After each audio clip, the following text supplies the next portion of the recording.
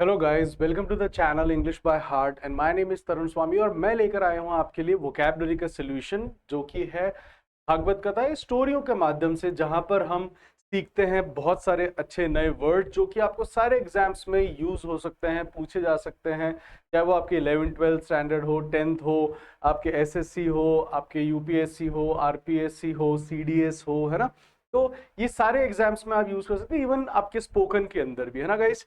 तो अब जो हमारी कहानी थी, हमने जो लास्ट देखा था, that was Ram and Sita ji की जो नप्शियल हुई थी। एंड आई होप आप सभी को नप्शियल अब रट चुका होगा, राइट। तो ये जो लास्ट हमने देखा था, दैट वाज दी, हमने जहां पे अपनी कहानी रोकी थी वह थी राम जी और सीता जी की नप्शियल।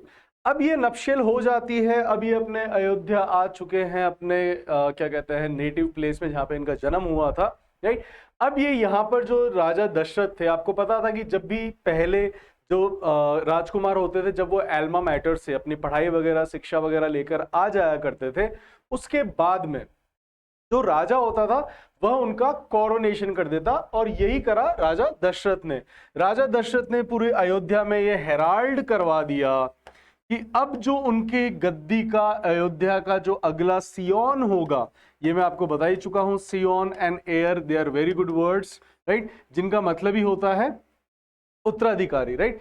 तो अब उन्होंने पूरे नगर के अंदर ढोल नगाड़े पिटवाकर हेराल्ड करा दिया था। Herald is a very good word guys, जो कि हमने पहले भी देखा था जब हम महाभारत देख रहे थे।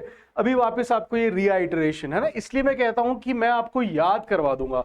अगर आपने 20-40 अगर एपिसोड्स देखे हैं, है ना, अगर वीडियोस देखे हैं, तो 40 का मतलब होता है आपके 20 घंटे, है ना। दैट मीन्स 20 क्लासेस ओनली, क्योंकि अगर हम हर दिन 1 घंटे की क्लास भी लेते हैं तो भी 20, तो 20 घंटों के अंदर या 20 दिन के अंदर अगर हमने मान लो 200-300 वर्ड्स याद कर लिए, तो इट इज, और वो भी बिना लिखे, and that is, I think, my work is done, and it gonna help you a lot in your any of the examination, whether you are writing CAT, whether you are going for IP MAT, whether you are going for ND or CDS, fine, और even in schools, ये आपको आपकी poems में जितनी भी आपके what you call curriculum books है 11th-12th के अंदर, वहां पे भी आपको वोकैबुलरी हेल्प करेगी। तो अब ये जो राजा दशरथ है, ये हेराल्ड करा देते हैं पूरे नगर में ढोल नगाड़े पिटवाकर कि जो उनका अगला सियोन होगा वो कौन होगा, जो उनका एयर होगा, दैट वुड बी राम। अब यहां पर क्या होता है कि यहां पर जो केकई थी, उनके साथ एक उनकी फ्लंकी आई थी। फ्लंकी कौन होता है आपको पता ही है, सेविका या सेवक। तो ये जो फ्लंकी थी जिसका नाम था Manthara, and Manthara was very shrewd, वो बहुत ही ज्यादा कनिंग और चालाक थी।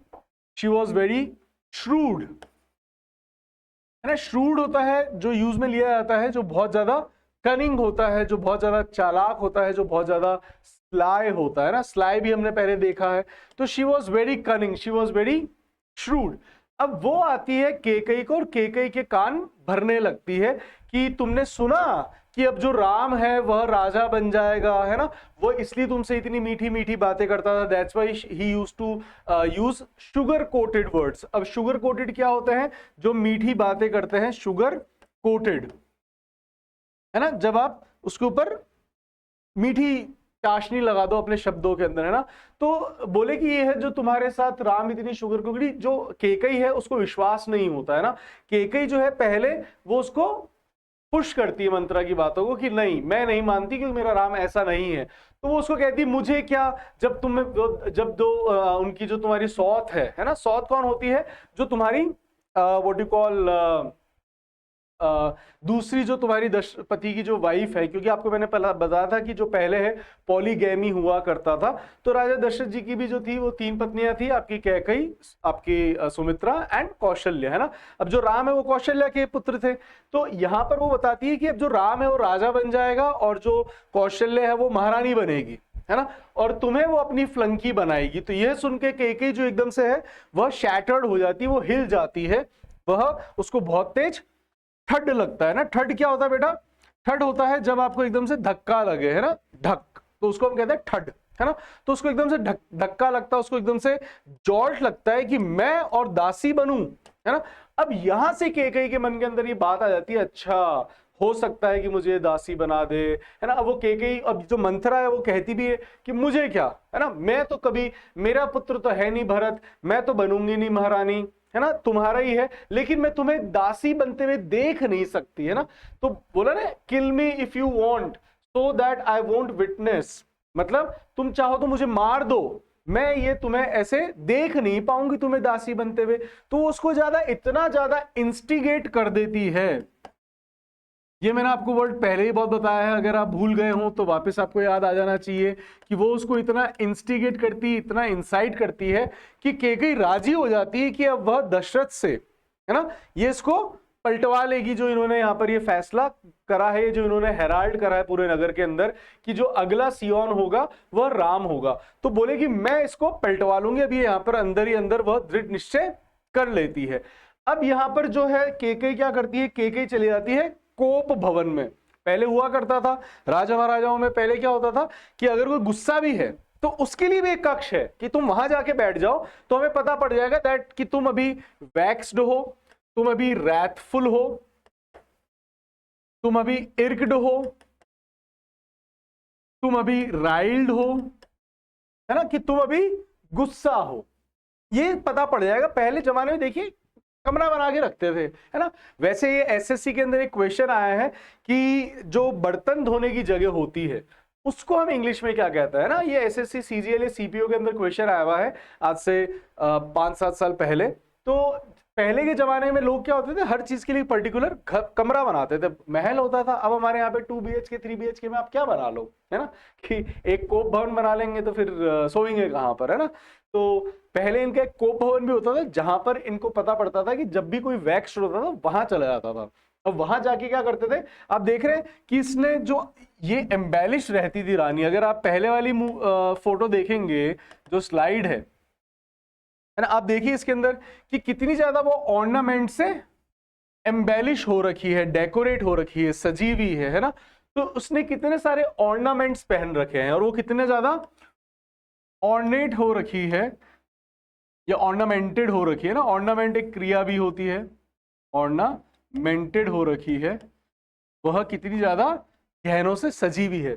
लेकिन जैसे ही अब आप देखिए कोप भवन में, है ना, तो उसने अपना बिल्कुल जो केकई उसने लुक चेंज कर दिया। उसने सारे जो गहने वहने थे वो सब क्या कर दिए, अबैंडन कर दिए, उनको शन कर दिया, उनको त्याग दिया। अब जब राजा दशरथ आते हैं केकई और मंथरा को ढूंढते हुए, पहले तो केकई को ढूंढते हैं कि केकई कहां गई, फिर उनको पता पड़ता है कि रानी कोप भवन में है। तो जो राजा थे दशरथ, है ना, अब वो तो देखो स्त्री मोह जो होता है ना, पत्नी मोह है या स्त्री मोह है ना, तो वो उनके पास आते बोले कि क्या हुआ देवी, तुम कैसे नाराज बैठी हो, तुम बताओ, मैं आप तुम्हारे लिए हाथी घोड़े हीरे जवाहरात तुम कहो तो मैं तुम्हारे लिए मगध अंग बंग जितने भी जो राज्य हैं वो सब मेरे अधीन है ना, मैं उनके ऊपर हूं। तो तुम चाहो तो तुम जो भी मुझसे मांगो मैं तुम्हें दे सकता हूं, लेकिन तुम बताओ सही तुम नाराज क्यों हो। अब यहाँ पे जो रानी वो कहती मैं जो मांगूंगी आप दे नहीं पाओगे, है ना। उसको पता है क्योंकि उनका जो सबसे प्रिय पुत्र था दशरथ जी का वो कौन थे, राम था, है ना। तो जो राम थे वह उनके सबसे प्रिय पुत्र थे, सबसे लविंग, सबसे डोटेबल जो उनके पुत्र थे वो थे राम। अब केकई जो है वो उनको कहती है कि नहीं मैं क्या कहते हैं आप दे नहीं पाओगे, है ना। तो बोले कि ऐसे कैसे बात कर दी, तुम्हें पता है कि रघुकुल के हैं हम कौन से क्लैन के हैं, हम रघु क्लैन के हैं, and we are known for like we are man of word. हम जाने इसके लिए जाते हैं कि हम क्या हैं, मैन ऑफ वर्ड है। ये मैंने आपको मुहावरा बहुत बार बता दिया है। अब अगर आपके एग्जाम में आए तो आप इसको चूक मत जाना। मैन ऑफ वर्ड का मतलब होता है the one who keeps his promise. तो अब वो कहते हैं कि आपको पता है कि हम रघु क्लैन से हैं। किससे हैं, रघु क्लैन से। तो आप समझ ही चुके हैं रघु कुल, तो कुल जो होता है उसको हम कहते हैं क्लैन। तो वो अब कहती है कि आपने पहले भी जो वचन निभाया था आज तक उनको पूरा नहीं करा, मतलब जो आपने मुझे वचन दिए थे आप याद करें, कि आप भूल चुके हैं कि जब आपका ये जो असुरों के साथ आपका युद्ध चल रहा था तो उस समय मैंने आपके सारथी बनी थी और मैंने आपके चैरियट को कैसे दुश्मनों से निकाला था। किसको, आपके चैरियट को। चैरियट आप समझते ही हैं, आपको बता ही चुका हूं महाभारत के अंदर चैरियट होता है आपका रथ। तो बोली, राजन कहते हैं कि मैं कैसे भूल सकता हूं कि तुमने मुझे कितनी कुशलता से, है ना, कितने फ्लेयर के साथ, कि तुमने मुझे कितने फ्लेयर के साथ स्किलफुली तुमने मुझे वहां से निकाला था। और मुझे आज भी याद है कि तुमने प्राण बचाने के बदले मैंने तुम्हें कहा था कि तुम मुझसे वाव मांग सकती हो, तुम मुझसे प्रॉमिस ले सकती हो, तुम मुझसे ओथ ले सकती हो, तुम स्वेर ले सकती हो, and I am a man of word and I will keep my promise, है ना। तो वो कहती है कि मैं सही समय पर, है ना, जब ऑस्पिशियस समय आएगा तब मैं आपसे मांगूंगी, जब बढ़िया शुभ समय, एकदम एग्जैक्ट टाइम, सही समय, है ना, उसको हम कहते हैं ऑस्पिशियस। तो बोलिए आपने अभी तक वो नहीं बोले कि नहीं मैं तैयार हूं, अपने आप बोलो, आपने उस समय मांगा नहीं था। तो दशरथ कहता है मैं तैयार हूं कि कहीं देवी आप मुझसे बोले तो सही आपको क्या चाहिए, है ना, लेकिन उससे पहले तुम जाओ और वापस एम्बेलिश होकर आओ, है ना। अब क्या है कि जो केकई हैं वे वापस से यहां पर एम्बेलिश होकर आती हैं, सज सवर कर आती हैं, एम्बेलिश, राइट, दैट इज सजना, शायद सिंगल एल आता है, चेक कर लीजिएगा। तो अब वह कहती है कि ठीक है राजन, मुझे क्या चाहिए आपसे मैं बता दूं, तुम सुन नहीं पाओगे लेकिन मैं बता देती हूं, मुझे चाहिए राम का 14 साल का एग्जाइल, और जो मेरा पुत्र है भरत, मैं चाहती हूं कि आप उसका कोरोनेशन करो, मतलब वह राजगद्दी पे बैठे और उसका राज तिलक हो। कोरोनेशन मैंने बताया था ताजपोशी को कहते हैं, राइट। और 14 साल का एग्जाइल आप समझ ही चुके होंगे, एग्जाइल का मतलब होता है वनवास, है ना, जब आप किसी को देश निकाला देते हो, जिसको आप डिपोर्ट कर देते हो ना, डिपोर्ट करना होता है बाहर निकाल देना। अब यह सुन के जो राजा दशरथ है उनको बहुत ज्यादा धक्का लगता है, वो बहुत ज्यादा फ्लेबरगास्टेड हो जाते हैं, वो बहुत ज्यादा ग्रीफ स्ट्राइकन हो जाते हैं, ग्रीफ स्ट्राइकन, उनको बहुत दुख संताप उनको लगता है, उनको बहुत ज्यादा दुख होता है। ग्रीफ स्ट्राइकन का मतलब भी होता है जब आप बहुत ज्यादा दुख से आप पीड़ित हो जाते हो, तो उनको झटका भी लगता है, ये बहुत ज्यादा फ्लेबरगास्टेड भी होते हैं, शॉक्ड भी होते हैं कि केकई ऐसा क्यों कर रही हो देवी, कृपया करके मुझे ये बताओ कि तुम ऐसा क्यों कर रही हो, तुम मुझसे कुछ और मांग लो, तुम मुझसे सब कुछ मांग लो ना।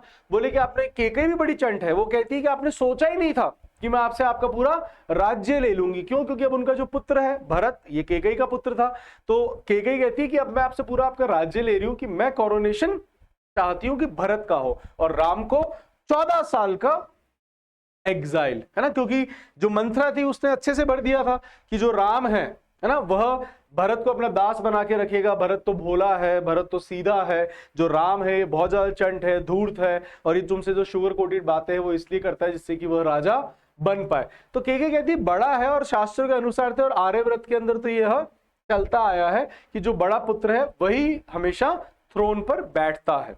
अब यहाँ पे जो राजा दशरथ है, इवन आप सोचिए जो इतना बड़ा सम्राट रहा है ना, वह उनके पैरों में पड़ गया, उनसे बिसीज करने लगा, हाथ खोलकर, हाथ जोड़कर कि हे देवी ऐसा अन्याय मत करो और मुझसे ये पाप मत करवाओ। मैं अभी ये घोषणा कर चुका हूं, मैं हेराल्ड कर चुका हूं पूरे राज्य के अंदर कि मेरा जो अगला सियोन होगा वह अयोध्या का राम होगा।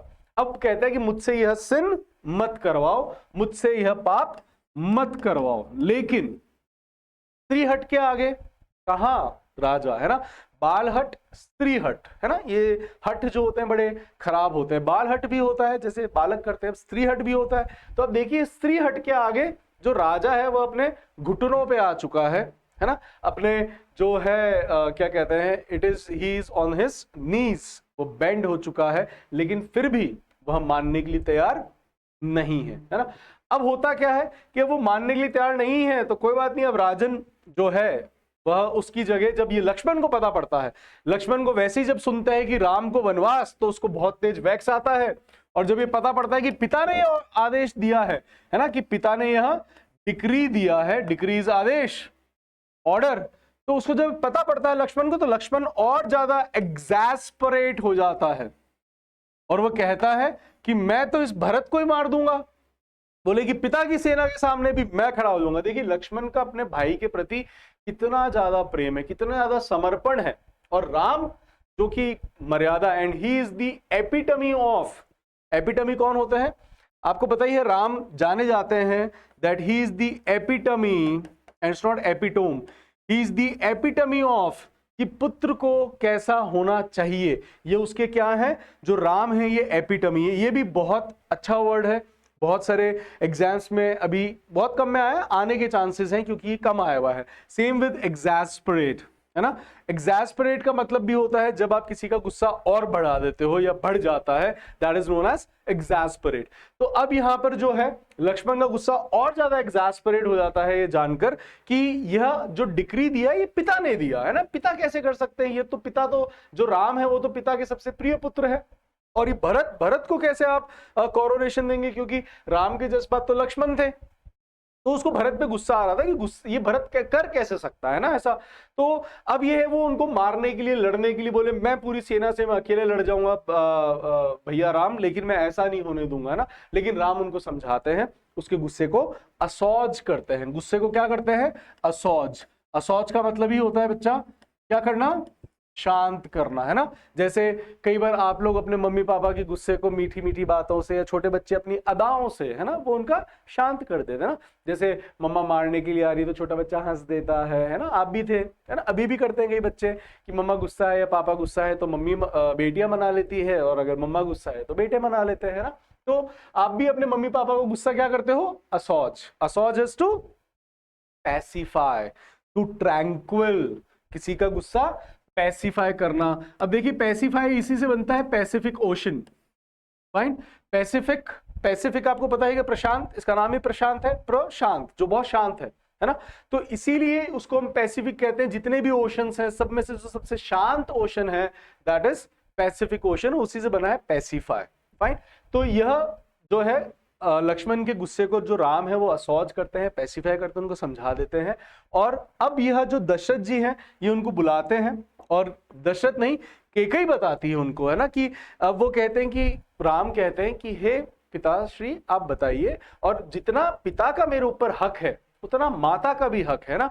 तो वो केकई माता को कहते हैं कि जितना आदेश देने का, जितना डिक्री देने का हक, इसका एक और अच्छा सिनोनिम आपको बताया था बीहेस्ट।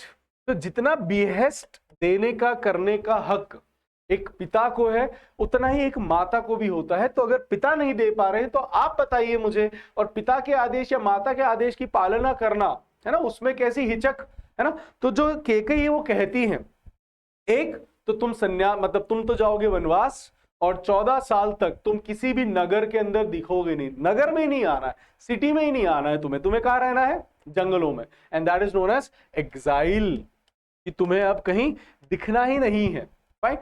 दूसरा भरत जो है उसको तुम यह क्या कहते हैं, उसका कोरोनेशन करेंगे और तुम जंगल जाओगे, है ना।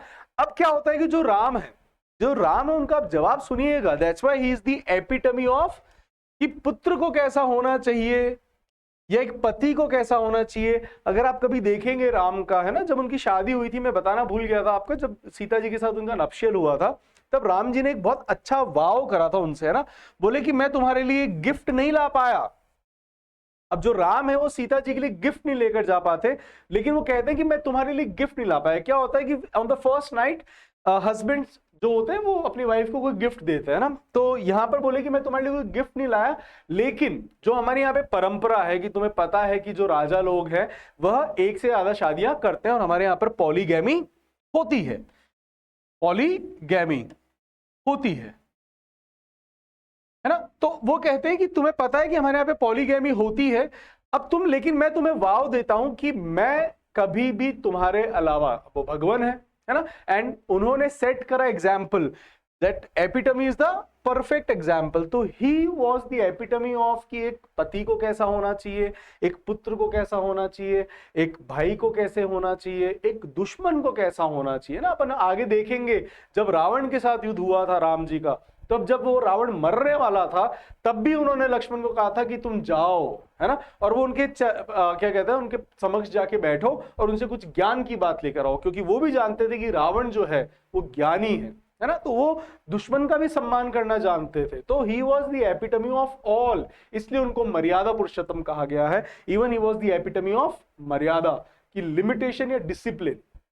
और एक और अच्छा वर्ड बताया था, राम का कैरेक्टर है यह, जो राम है आपने देखा होगा कि वह कभी भी विचलित नहीं हुए। अब यहाँ पे देखिएगा कि राम को जब ये सुनाई गई, है ना, जब राम को पता पड़ता है दैट उनको एग्जाइल दिया जा रहा है और उनसे जो कोरोनेशन होने वाला था वो कोरोनेशन उनका नहीं हो रहा है, तो ही वॉज उनके चेहरे पर एक निशान तक नहीं था, एक शिकन तक नहीं थी कि मेरे साथ ऐसा क्यों करा। इसको हम कहते हैं स्टोइक। इसके ऊपर तो बहुत सारे पैसेजेस आए हैं आपके कैट के अंदर, क्लैट के अंदर, आईपी मैट के अंदर, जिसको हम कहते हैं स्टोइसिज्म, है ना। तो स्टोइसिज्म होता क्या है, स्टोइक होता कौन है, ऐसे व्यक्ति जो कि दुख और सुख दोनों में ही समान रहते हैं। ना तो वो सुख आने पे बहुत ज्यादा उछलते कूदते हैं, ना ही दुख आने पर वो बहुत ज्यादा चिंतित या रोते बिलखते हैं। तो ये राम थे, ही वॉज द स्टोइक। ये आपको टाइम्स ऑफ इंडिया के जो आता है स्पीकिंग ट्री, है ना, उसके अंदर भी आपको पढ़ने को मिलेगा। जो एडिटोरियल आता है टाइम्स ऑफ इंडिया का, उसके अंदर भी आता है स्पीकिंग ट्री। वहां पर भी आपको ये कई बार स्टोइसिज्म को डिस्कस करते हुए दिखेंगे, है ना। तो it's a very good word, ये समझ नहीं पाते हैं लोग बाग। The one who is indifferent to pain and pleasure, ये भी एसएससी ने पूछा है, बहुत साल पहले पूछा है, तो वापस अब आने का टाइम हो गया है ना। तो इट्स अ गुड वर्ड। तो ये राम जी ने जो, he was the epitome of even stoicism as well, that कि कैसे आपको सुख और दुख दोनों में विचलित नहीं होना। अब यहां पे राम कहते क्या है, राम कहते हैं कि अरे मैं तो इतना ज्यादा फॉर्च्यूनस हूं,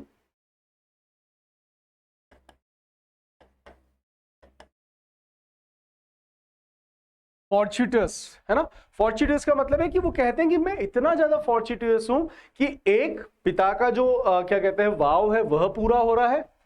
पिता ने जो वाव दिया था माता को, है ना, तो बोले एक तो पिता का मेरा वाव में पूरा कर पा रहा हूं, दूसरा मैं अपनी माता की जो इच्छा है उसको पूरा कर पा रहा हूं कि एक ही की इच्छा थी, दूसरा मैं अपने भ्राता को, है ना, मैं अपने भ्राता को खुश देख पा रहा हूं, उसका कोरोनेशन होते हुए देख पा रहा हूं, चौथा मैं इतना फॉर्च्यूनस हूं, मैं इतना लकी हूं कि मुझे आप मौका दे रहे हैं कि मैं वन में जाऊं और जो वहां पर सेजेस हैं, जो साधु हैं, जो हर्मिट्स हैं, उनके साथ में उनसे ज्ञान प्राप्त कर सकूं।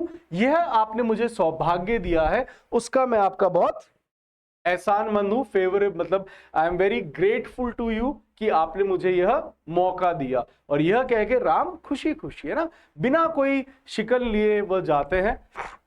अब वो लक्ष्मण को बताते हैं, सीता को बताते हैं, तो लक्ष्मण और सीता जो आपको पता ही है कि वह भी एडमेंट हो जाते हैं। एडमेंट हो जाते हैं मतलब जिद्दी हो जाते हैं कि हम भी आपके साथ चलेंगे ही चलेंगे। अब राम का मतलब सीता जी का राम के साथ जाना चलो बनता है, लेकिन यहाँ पे देखिएगा भाई, है ना। अभी वैसे लक्ष्मण थे कौन, लक्ष्मण भी इनकार्नेशन थी किसका, शेषनाग का। आपको बता दूं यहां पर जो लक्ष्मण है, अब यहां पर द्वापर के अंदर यह विष्णु जी के बड़े भाई बनकर आते हैं। और पता है क्यों बनकर आते हैं, यहां पे इन्होंने शेषनाग जी ने कहा था कि हे प्रभु मैं इस बार आपका बड़ा भाई बनके जाऊंगा, क्योंकि पिछली बार आप बड़े बनकर आप कांटों पे चले, आप ऊपर सोए, आपने मुझे अच्छी जगह रखा क्योंकि आप बड़े थे और आप मुझे आदेश दे देते थे, है ना।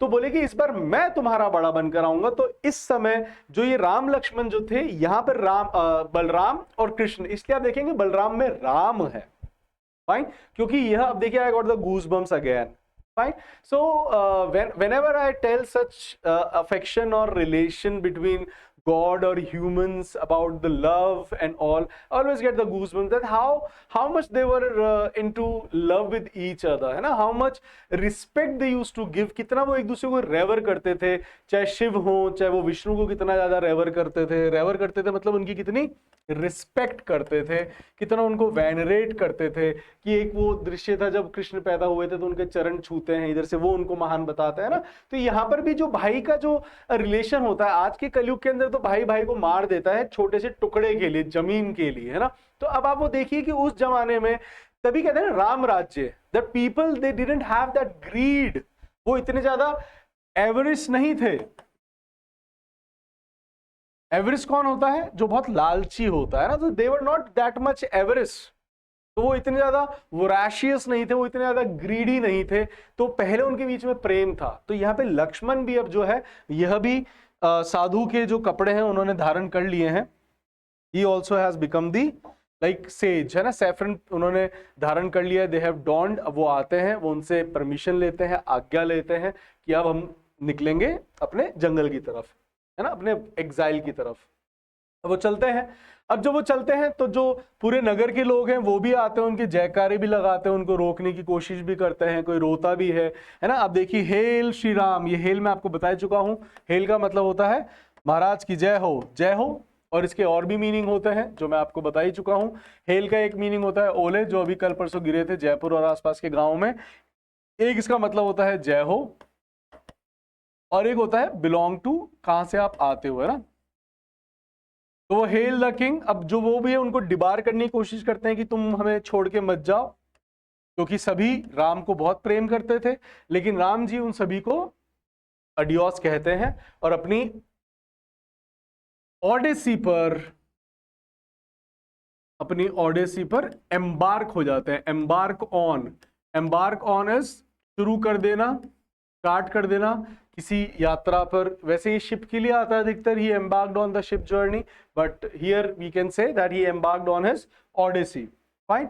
अब वो निकल जाते हैं। अब जब वो पीछे निकलते हैं तो जो राजा दशरथ है वह वापस आते हैं। देखिए स्टॉप माय राम वो करते हुए आते हैं कि मेरे राम को रोको, because he was very much grief stricken.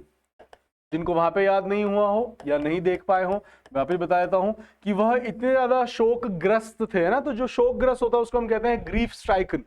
तो he was that much grief stricken कि वो पीछे पीछे आते हैं चिल्लाते हुए, हे राम राम राम मेरे रुक जाओ बेटा, है ना। अब यहाँ पे जो केकई, अब जो दशरथ है उनको वो अंदर से बहुत ज्यादा चैफे में भरे हुए हैं। अब चैफे क्या होता है? चैफे इज ऑल्सो इट इज गुस्सा। Again I am giving you a new word, है ना। मैंने नेटल भी बताया था, इरिक भी बताया था। अब आप देख सकते हैं कि मैंने आपको एक एक करके सारे वर्ड्स याद करवाए हैं, है ना। मैं आपको चाहता तो ये सारे वर्ड्स एक साथ बता देता, है ना। रेज भी बताया था आपके, वेक्स सबसे पहले बताया था, फिर मैंने नेटल बताया था आपको, रैत बता दिया, इर्क बता दिया, है ना, चैफे बता दिया, नेटल बता दिया। सो अब उनको इतनी ज्यादा राइल बता दिया। तो आप देख सकते हैं कि you have now 1 2 3 4 5 6 7 8 words for anger, है ना। बट अभी ये चैफे और नेटल है, ये नए हैं, मैं आपको याद करवा दूंगा, है ना। So just do not worry, I'll make you people by heart the words. That's why the name of my channel is English by heart, because we do English here by heart, जिससे कि अब आपको बाद में इनको रटना नहीं है, रिवाइज करना है। बस एक बार वापस आप चाहे तो कहानी देख सकते हैं, वीडियो देख सकते हैं। बट मेरा मानना है कि वीडियो नहीं देखकर आपने जो अपने अब डॉजियर्स बनाए हैं ना, उसके अंदर कीवर्ड्स लिख लिया करें कि राजा दशरथ को अब वैक्स आया, फिर उन्होंने उसको ऐसे बोला, या कृष्ण, जो भी छोटा छोटा छोटा छोटा लाइनों में एक एक वर्ड में, बट इंग्लिश के वर्ड्स। फाइन। इससे क्या होता है? यू चेक योर मेमोरी, इससे आपकी मेमोरी बढ़ती है। Because nobody talks in the classes now days that students how you can enhance your memory. Nobody. वो कहेंगे बस रट लो रट लो, अरे रट तो लें, लेकिन क्यों नहीं हम बात करते कि स्टूडेंट्स की मेमोरी कैसे बढ़ाई जा सकती है, स्टूडेंट्स कैसे अपनी मेमोरी पे काम कर सकते हैं इस तरीके से ना। Because when you work on your memory, when you give stress on your brains, then only it gonna be powerful. So kindly try that. इसलिए कहता हूं कि जब कहानी सुन ली, वीडियो देख लिया, उसके बाद आप वापस से बंद करके इसको रिकॉल करें। Fine, alright. तो जो राजा दशरथ है वह ग्रीफ स्ट्राइकन तो थे ही थे, बट साथ में वो बहुत चैफे से ही भरे हुए थे। अब यहाँ पे वो केकई को भरा बुला कहते हैं, बोले कि अब तुम मेरी जिंदगी से निकल जाओ, मैंने तुम्हें अब यहाँ पे शन कर दिया है और तुम अब विधवा की तरह रहोगी, है ना। अब यहाँ पर वह शन कर दिया है ना, मतलब मैंने तुम्हें त्याग दिया है। प्लस वो यहाँ पे ये भी कहते हैं कि मैं तुम्हें पहचान नहीं पाया कि तुम एक नागिन थी, है ना। कि अब यहाँ पे देखो केकई, ही वॉज इनोसेंट, है ना, because it was to be happened, ये होना था। इसीलिए राम जब वापस आए थे तो सबसे पहले केकई के चरणों में गए थे, राइट। ये क्यों? क्योंकि केकई वॉज द माध्यम। केकई केवल एक मात्र माध्यम थी कि जो डेस्टिनी में लिखा था, राम वहां जाएंगे, रावण सीता को अबडक्ट करेगा, फिर राम जाके उसको मारेंगे, और इस तरीके से जो अभी डेमन्स का जो हेड है, he was the kingpin, he was the सरगना of all the demons, that was Ravan. आपको पता है रावण या जो असुर चल रहे हैं ये भी ऋषियों के ही बच्चे, ये भी ब्राह्मण हैं। तो जो बहुत लोग अहंकार करते हैं कि हम ब्राह्मण हैं या हम ये हैं, आपको पता ही नहीं है कि ये जो लाइन है ना, ब्राह्मण भी आपने देखा होगा, it is not by the birth, it is by the karmas. And ऐसा नहीं है कि ब्राह्मण बहुत अच्छे हुए या क्षत्रिय बहुत अच्छे हुए या जनरल कास्ट वाले अच्छे हुए हैं, नहीं। अभी आप देखेंगे, अब जब राम चले गए हैं तो इनके जो सबसे प्रिय क्रॉनी थे, आपको पता है इनके सबसे प्रिय क्रॉनी कौन थे? एक एसटी थे, निषाद नरेश, है ना, उनका नाम था Nishad, and he was the king of the tribes, ST, fine, and ये उनके बेस्ट क्रॉनी थे। तो कौन कहता है कि हमने कास्टिज्म फैलाया है? ये मुगल्स और ब्रिटिशर्स का है। We never believed in casteism. If you go to the Sanatan Dharma और the Hinduism, we always believed in cosmopolitan, we always believed in like Vasudhaiva Kutumbakam, है ना। हमने तो सबके साथ एकदम एमिटी के साथ रहे हैं। एमिटी क्या होता है? अच्छे बॉन्ड, अच्छे relation, we were all amiable, right. तो हम सभी बहुत दोस्ताने तरीके से रहते थे। तो जो इनके सबसे अच्छे क्रॉनी थे, जिनके साथ उनकी सबसे अच्छी एमिटी थी, वह उनको गंगा नदी पार कराते हैं, और फिर वह दूसरी तरफ जहां पर भारद्वाज ऋषि हैं उनके साथ बैठकर यह उनको एडिफाई करते हैं, उनको ज्ञान देते हैं। जो भारद्वाज ऋषि है, किसको? राम को, राइट। अब जो राम है, ये मैंने बताया था नहीं, बोल रहे थे कि मैं जाऊंगा वहां पे सेज और इनके साथ मुझे ज्ञान का प्राप्त करने का मौका मिलेगा। तो सबसे पहले भारद्वाज या पराशर ऋषि तो उनसे मिलते हैं, राइट। भारद्वाज जी थे, तो उनसे अब जो भारद्वाज ऋषि वो उनको एडिफाई करते हैं, उनको ज्ञान देते हैं। फिर वो उनसे मिलकर अब आगे चलते हैं। अब जब पीछे से जो है दशरथ जी है ना, वो तो वहां पर अब राम जो है वो तो अपना ज्ञान ले रहे हैं। पीछे से जो दशरथ जी है, he was under the weather now. Under the weather मतलब इल, ही गॉट इल, वो बीमार हो गए। क्यों बीमार हो गए? बिकॉज फ्रॉम द सेपरेशन, वो वियोग में थे, है ना। जो उनको वियोग था राम से बिछड़ने का, है ना, कि अब जो इतने ज्यादा ग्रीफ स्ट्राइकन हो चुके थे, इतने ज्यादा ट्रिस्टफुल थे, इतने ज्यादा दुखी थे कि उन्होंने माचा पकड़ लिया। ट्रिस्टफुल दैट इज दुखी, है ना। तो वो इतने ज्यादा दुखी थे कि अब उन्होंने माचा पकड़ लिया। He got ill and he was about to meet the ghost. अब वह मीट द घोस्ट करने वाले थे। अब घोस्ट कब मिलते हैं हमें? मरने के बाद। तो he was about to meet the ghost, that means he was about to demise. अब वह मृत्यु को प्राप्त होने वाले थे। कौन? राजा दशरथ। तभी उनको याद आता है, क्या? उनको एक दिया था किसी ने बेन। अब जो श्रवण है, Shravan was also the epitome of a beta. आपको पता होगा श्रवण के तो चलते हैं कि श्रवण जैसा बेटा, है ना। Because Shravan was taking his blind parents on his shoulders, कावड़ उनको बैठाकर उनको 4 धाम की यात्रा, पिलग्रिम, उनको पिलग्रिमेजेस पे लेके जा रहे थे। जो 4 पिलग्रिमेजेस हैं उस समय हुआ करते थे उनके दर्शन के लिए, क्योंकि वो अंधे थे, चल नहीं सकते थे। तो जो श्रवण है वो उनको अपने कंधों पे बैठाकर, जैसे कावड़ लटकाते हैं, तो फलक्रम की तरह दोनों बैठा लिए उनको लेके जा रहा था। अब उनको प्यास लगी थी, तो श्रवण पानी भरने आया, और उस समय राजा Dasharath, he was on the prey, वह शिकार कर रहे थे। तो उनको वहां पे ऐसा लगा कि कोई जानवर पानी पी रहा है, तो उन्होंने शब्द भेदी बाण चलाया, और जो शब्द भेदी बाण चला वह जाके लगा श्रवण को, और श्रवण हो गया वहां पर डिमाइस, मृत। अब श्रवण मर गया। अब जब श्रवण मर गया और जब ये बात पता पड़ी उसकी माता को, तो माता ने भी कहा कि अब मैं क्या जी के करूंगी अपने पुत्र के बिना। तो उन्होंने भी अपने प्राण शन कर दिए। क्या कर दिए? अबैंडन कर दिए। जब मैं पूछूं क्या कर दिए, तो अगर if you know the synonym, try to always recall that synonym. तो इससे क्या होगा? आपकी वोकैब बिल्ड होती जाएगी। मैंने बोला शन, आपने बोला अबैंडन, मैंने बोला अबैंडन, आपने बोला शन, है ना। तो इससे क्या होता है, हमारे मन के अंदर भी हम रिवाइज कर लेते हैं। तो अब जो उनकी माता थी श्रवण की, उन्होंने भी क्या कर दिया? अपने प्राण त्याग दिए, प्राण शन कर दिए। अब जो राजा दशरथ है वह पानी पिलाने आते हैं, है ना, क्योंकि उनको पता पड़ता है। अब जो राजा दशरथ है, इनको बहुत ज्यादा इस चीज का रिपेंटेंस तो था, लेकिन अब पछतात हो क्या? जब चिड़िया चुग गई खेत, इसके लिए मुहावरा होता है, to cry over the spilt milk, to cry over the spilt milk.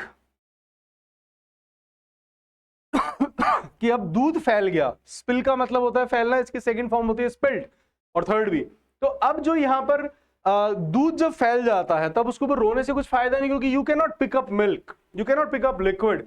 तो वैसे ही अब पश्चात हो क्या, जब चिड़िया चुग गई खेत, तो अब कोई फायदा नहीं था to cry over the spilt milk. अभी कितने रिपेंटेंस कर लें, उनका पुत्र तो चला गया।